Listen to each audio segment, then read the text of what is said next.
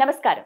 ప్రస్తుతం మనతో పాటు ఇస్కాన్ టెంపుల్ నుంచి ప్రణవానంద ప్రభుజీ ఉన్నారు. వారు ముంబైలోని గోవర్ధన్ ఇకో విలేజ్ ఆశ్రమంలో సేవ చేస్తూ ఉంటారు. ప్రత్యేకంగా శ్రీకృష్ణ భగవానుడి గురించి, వారి లీలల గురించి, ఇప్పటి జనరేషన్ అసలు శ్రీకృష్ణ భగవాన్ నుంచి ఏం నేర్చుకోవాలో, శ్రీకృష్ణ తత్వం సమస్త మానవాళికి ఏం చెబుతోందో వారి ప్రవచనాల ద్వారా వివిధ మాధ్యమాల్లో వివరిస్తూ ఉన్నారు. ప్రస్తుతం సుమన్ టీవీ స్టూడియోలో ఉన్నారు.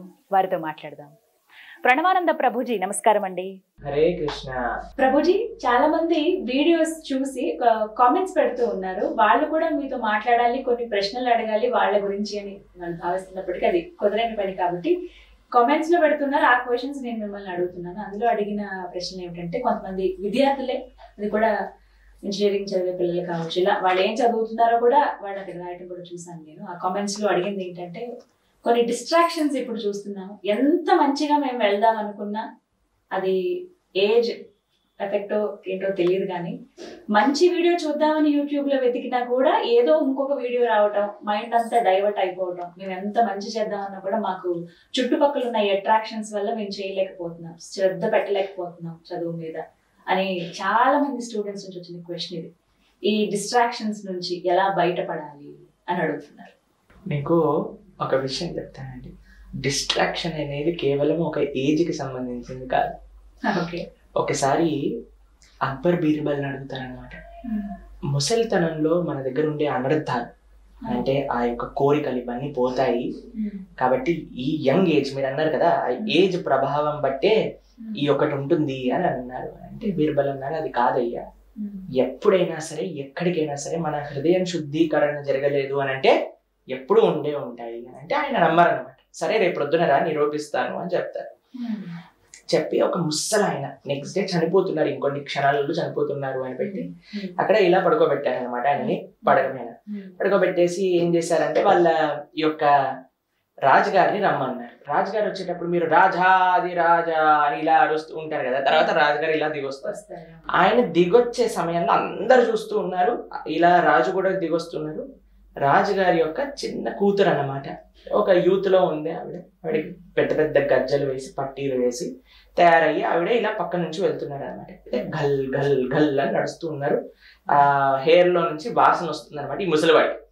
అయితే ఈయన రాజు వస్తున్నాడు అని ఇలా తిప్పారు తలని, ఇటువైపు నుంచి రాజు వస్తున్నారు. కానీ ఎప్పుడైతే ఆ గల్ గల్ గల్ అని శబ్దం సువాసన వచ్చిందో మెల్లగా తలని అటువైపు తిప్పడం ప్రారంభం చేశారనమాట.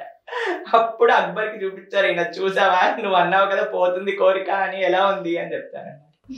కాబట్టి ఏజ్ తో సంబంధం కాదండి, ప్రతి ఒక్కళ్ళకి కూడా ఈ డిస్ట్రాక్షన్, కామ క్రోధ లోభ మోహ మద మాశ్చర్యములు అనేవి హృదయంలో ఉంటాయి. ఇదే అవిద్య అనర్థములు అని అంటారు. ఇవి శుద్ధీకరణ. ఈ మనసు మనం చూడండి, ఎక్కడైనా చెత్త ఉందనుకోండి, బాగా మనం క్లీన్ చేసేసి తోమేసేసి నీట్గా తూడు చేసేసేసరికి అది వెలుగుతుంది, అప్పుడు ఫ్లోర్ క్లీన్ గా అయిపోతుంది. అలానే మన మనస్సుని మనం క్లీన్ చేయాలన్నమాట. చేతో దర్పణ మార్జనం అని అంటారు. మార్జనం అంటే క్లీనింగ్. అలా ఎలా అనేది కూడా ప్రశ్న ప్రభుజీ. కామాన్ని, ఈ మోహాన్ని మేము ఎలా జయించాలి? అసంకల్పాత్ జయేత్ కామః అని అంటారు. కామ కృష్ణ కర్మార్పణే అని అంటారు అనమాట. మేము కొన్ని ప్రాక్టికల్ విషయాలు చెప్తాను, కొన్ని శాస్త్రీయమైన విషయాలు కూడా మీకు చెప్పడానికి ప్రయత్నం చేస్తాను. మీకు అన్నిటికంటే ముఖ్యమైన విషయం ఏంటి అని అంటే, అన్ని డిస్ట్రాక్షన్స్ మధ్యలో నేనుండి ఆ డిస్ట్రాక్షన్స్ ని జయిస్తాను అనేది పెద్ద అబద్ధం. ఎందుకు అని అంటే, మన ఫోన్ మన దగ్గరే ఉంటుంది, దాంట్లో జియో సిమ్ వేసేసి ఫుల్ ఇంటర్నెట్ పెట్టేసుకుంటాను, ఎటువంటి పేరెంటల్ కంట్రోల్ యాప్ లేదు, ఏం లేదు. ఈ రోజు నుంచి నేను డిసైడ్ చేసుకున్నా నాకు ఎటువంటి డిస్ట్రాక్షన్ ఉండకూడదు అని. మనం లెక్చర్ వినడానికి యూట్యూబ్ లోకి వచ్చినా సరే మీరు ఇందాక అన్నట్టు ఏదో ఒక చెత్త వీడియో సజెస్ట్ చేసేసి మనల్ని అటువైపు తీసుకెళ్ళిపోతుంది. కాబట్టి మనం జాగ్రత్తగా ఉండడానికి ప్రయత్నం చేయాలి. అందులో కొన్ని ప్రాక్టికల్ విషయాలు మన ఛానల్లో కూడా నేను చెప్పడం జరిగింది, మళ్ళీ మీకు రిపీట్ చేస్తాను. ఒకటి, పేరెంటల్ కంట్రోల్ యాప్ అని మన ఫోన్లో మన ల్యాప్టాప్లో ఉండాలి. అది ఏం చేస్తుంది అని అంటే మనకి యాక్సెస్ రెస్ట్రిక్షన్స్ అన్ని కూడా చేస్తుంది. రెండో విషయం ఏంటి, నేను యూజ్ చేసేది స్క్రీన్ టైం. స్క్రీన్ టైం తప్పకుండా పెట్టేసుకోవాలి. నాది వాట్సాప్ హాఫ్ అన్ అవర్ అయిపోయాక బంద్ అయిపోతుంది అనమాట. అలానే అన్ని అప్లికేషన్స్కి ఏదైతే మనకి డిస్ట్రాక్షన్స్ ఇస్తుందో అది చేస్తుంది. దాని తర్వాత యూత్ కోసం నేను స్పెసిఫిక్గా చెప్తున్నాను, చాలా కాంప్లికేటెడ్ పాస్వర్డ్స్. మా ఫ్రెండ్ ఒకటి ఉండేవాడు అనమాట, ఎంత పెద్ద పాస్వర్డ్ పెట్టుకునేవాడు అని అంటే అసలు ఆ పాస్వర్డ్ టైప్ చేసేటంలో నీరసం వచ్చేది అనమాట. ఇంకా లోపలికి వెళ్ళేవాడు కాదు. చాలా అవసరం ఉంటే తప్ప లోపలికి వెళ్ళకుండా అలా కాంప్లికేటెడ్ పాస్వర్డ్స్ పెట్టడం కూడా ట్రై చేయొచ్చు. అన్నిటికంటే అండి మనం ఏం చేసినా సరే మన మనస్సు కానీ బాగాలేదు అన్నప్పుడు మనం ఎన్ని చేసినా సరే వాటిలలో నుంచి ఎక్స్క్యూజెస్ తీసుకొని మనం తప్పు చేస్తూనే ఉంటాం. అన్నిటికంటే క్రక్స్ ఏంటి అని అంటే మన మనస్సుని కంట్రోల్ చేసుకోవటం. అది ఎలా వస్తుంది అని అంటే మన వల్ల సాధ్యమవుతుందా అని అంటే అవ్వని పని. అది భగవంతుడి దయ ఉండాలి. కామ కృష్ణ కర్మ అర్పణి అని అంటారు. మనం కృష్ణుడి కోసం కృష్ణ భక్తి కృష్ణ సేవ మన దగ్గర ఉండే ఎనర్జీని అన్నిటికంటే ఏంటో తెలుసా అండి ఖాళీగా ఉండకూడదు. And ideal mind is devils work shop అని మనం వింటూ ఉంటాం అన్నమాట. కాబట్టి ఎంత వీలైతే అంత మనం ఏదో ఒక పని చేస్తూ ఉండాలి. ఒంటరిగా ఉండటము అనవసరమైన ఆలోచనలతో ఉండటము ఇవన్నీ చేయకూడదు. మీకు ఒక విషయం చెప్తాను. ఈ యొక్క డిస్ట్రాక్షన్స్ అనేవి ఏంటో తెలుసా అండి, మీకు ఎప్పుడైనా ఇచ్చింగ్ వస్తుందా అంటే ఏదైనా పుండ్ అయినప్పుడు మనకి అక్కడ గోకాలు అనిపిస్తుంది మనకి తెలుస్తుంది. కానీ అక్కడ మాత్రం మనం ఇలా ఇలా ఇచ్చింగ్ చేసామనుకోండి అది పుండ్ అయిపోతుంది, పెద్దదవుతుంది. ఆ యొక్క ఇచ్చింగ్ సెన్సేషన్ వచ్చినప్పుడు కంట్రోల్ చేసుకోవడం చాలా కష్టం. మీకు ఎప్పుడైనా ఈ యొక్క ఎక్స్పీరియన్స్ ఉండే ఉంటుంది అందరికి కూడా. కానీ ఎప్పుడైతే మనం కొద్దిసేపు ఓపిక పెట్టామనుకోండి ఆ ఇచ్చింగ్ సెన్సేషన్ పోతుంది. మీరు ప్రయత్నించండి. అవునా? కొద్దిసేపు ఓపిక పట్టాలి అంతే. చెయ్యిని ఇలా పట్టేసుకోండి, మీరు ఏదో వేరే విషయం గురించి ఆలోచించండి. కొద్దిసేపటి తర్వాత నాకు అక్కడ ఆ ఇచ్చింగ్ సెన్సేషన్ ఉంది అనే విషయమే మనకు గుర్తురాదు. కానీ గోపిక పట్టకుండా మనం కానీ అక్కడ ఇచ్చింగ్ చేయడం ప్రారంభం చేసాం అనుకోండి అది పెరుగుతూనే ఉంటుంది, పెరుగుతూనే ఉంటుంది, పెరుగుతూనే ఉంటుంది. ఇంత పెద్ద పుండై కూర్చుంటుంది. కాబట్టి ఎప్పుడైనా మనకి చెడు ఆలోచనలు వచ్చాయి అని అంటే మనసుని వెంటనే అక్కడ నుంచి కట్ చేయండి, వేరే పనులలో పెట్టండి. కొద్దిసేపు ఆ వేరే పనిలో మీ మనసుని పెట్టండి, కొద్దిసేపట్లో ఆ యొక్క ఆలోచన అని పోతుంది. కొంతమంది ఏం చెప్తారు తెలుసండి, ఈ ప్రపంచంలో చెడు ఆలోచనలు వచ్చినప్పుడు చెడు పనులు చేసేటప్పుడు ఎంతగా చేసేయాలంటే ఆ పని పైన విరక్తి పుట్టాలి అప్పుడు పోతుంది అని చెప్తారు. ఇది పెద్ద అబద్ధం. ఇప్పుడు మంట ప్రజ్వలిస్తుంది ఒక పక్కన, దాంట్లో నీళ్లు పోయాలా లేదా పెట్రోల్ పోయాలా? పెట్రోల్ పోసారనుకోండి ఇంకా మొత్తం స్టూడియో అంతా కూడా కాలిపోతుంది. దాని తర్వాత మొత్తం బిల్డింగే మంట అంటుకుంటే పెట్రోల్ పోయటం సొల్యూషన్ కాదండి, నీళ్లు పోయటం సొల్యూషన్. కాబట్టి మీరు ఎంతగా ఈ చెడు పనులలో మనం ఇది అయిపోవాలి అని అంటే దాని తర్వాత మనకు కోరిక ఉండదు అని చెప్తా అది అబద్ధం అండి ప్రపంచంలో. కాబట్టి ఎంత చిన్నగా ఉన్నప్పుడు మనం ఆ మంటని ఆర్పగలిగితే అంత మంచిది, అది పెద్దగా అవ్వకుండా ఉంటుంది. అందుకే చిన్నప్పటి నుంచే మనకి మన సనాతన ధర్మంలో కొన్ని నియమాలు అని చెప్పారు అనమాట. ఎప్పుడైనా చూడండి మనం నియమాలు పాటిస్తూ ఉంటాం. ఈ వ్రతం రూపంలోనో ఈ మాల రూపంలోనో నోము రూపంలోనో ఎప్పుడైనా సరే కొంతమంది చెప్తుంటారు రోజు మేము శుక్రవారం రోజు ఈ పని చేయం, మంగళవారం రోజు ఈ పని చేయం, శనివారం నియమం పెట్టారు అని అంటే అది నీకు చెడు అని గుర్తు. కాబట్టి వాటిని ఎంత మనం తగ్గించుకుంటే అంత మంచిది. మరి మేము ఎలా ప్రభుజీ మనసుని ఎలా నిగ్రహ చేయగలుగుతాము అని అంటే మీకు ఒక ఆధ్యాత్మిక సాధన, అన్నిటికంటే గొప్ప సాధన ఏంటి అంటే భగవంతుడి యొక్క నామాన్ని జపం చేయడం. మంత్ర మెడిటేషన్ అనే ఈ టెక్నిక్ని మీరు ఫాలో అవ్వండి.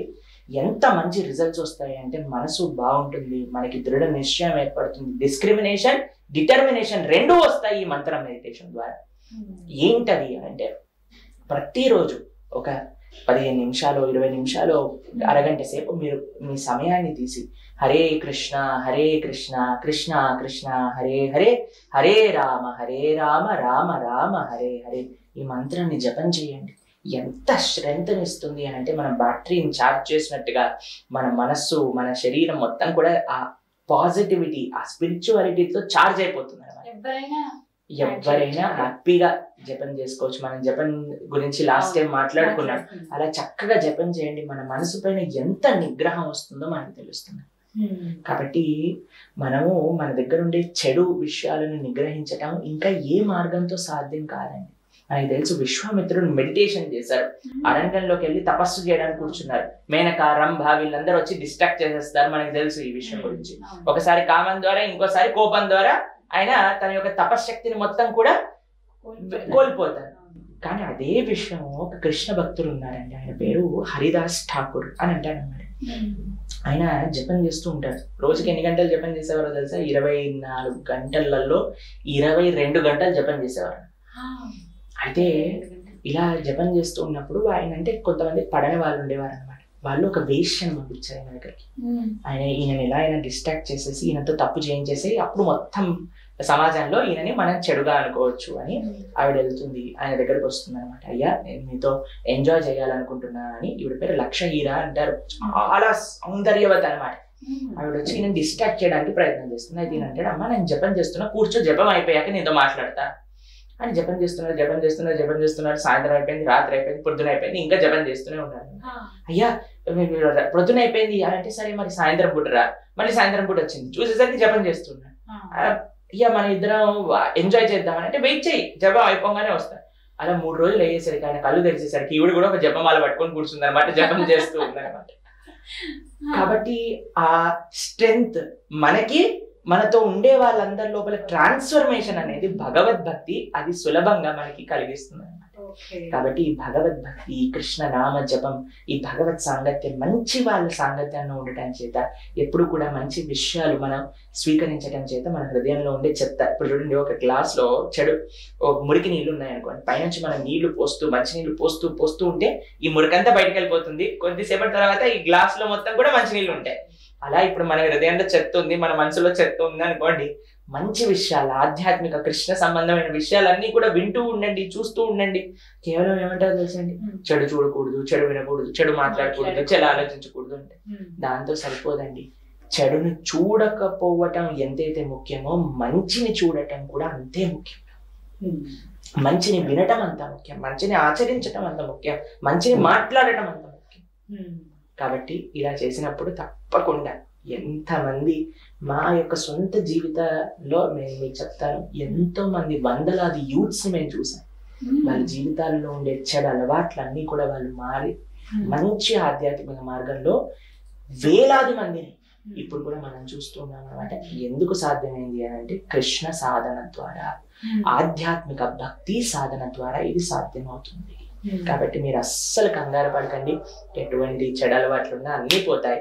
మనం ఆ సంకల్పం చేసుకోవాలి, కృష్ణుని ప్రార్థన చేయాలి, ఆ కృష్ణ నామం జపం చేయాలి, మంచి వాళ్ళ సాంగత్యంలో ఉండాలి, మంచి విషయాలు ఉండాలి. అదే ప్రయత్నం ద్వారా మనం భగవద్గీత, భాగవతం, రామాయణం, మహాభారతం ఇవన్నీ చెప్తూ ఉన్నాం అన్నమాట. ఎందుకు అంటే ఈ మంచి వినటం చేత హృదయంలో ఉండే ఆ చెత్త అంతా కూడా బయటకు వచ్చేస్తుంది అన్నమాట. చక్కగా వివరించారు ప్రభుజీ. నమస్తే. హరే కృష్ణ.